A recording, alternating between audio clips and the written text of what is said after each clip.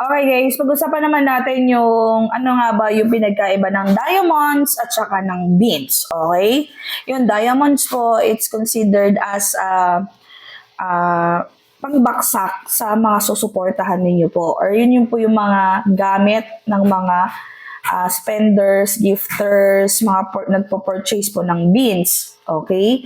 Yun po yung parang another word ng beans po. Pero usually, pag may diamonds ka, pang supporting ano lang po yan. Pero pag yung beans po, it's considered po na yun po yung mga tumatanggap ng mga diamonds. Nagiging beans siya. At basehan din po yung beans para sa sahod po namin as a official Bigo host. Okay? So, para malaman ninyo kung sino po yung kausap ninyo, na kung ito ba ay host at spender, base po yun sa beans quantity nila at saka sa diamonds quantity nila. Okay, pag spender po ang account nila, no, mas higher or wala talaga silang beans na nakalagay doon sa account, usually mas mataas po yung diamonds nila. Kapag naman po ang host is host talaga siya, mas mataas ang beans niya kaysa sa diamonds. Okay?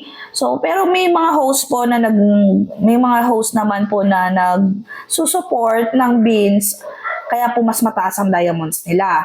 May mga spender rin po or na naging host na rin, no? Kaya po mas better po na mas equal natin silang ini-entertain sa Bigo Live, no? The more you have, no? The more chances po na mas malaki po yung sahod ninyo.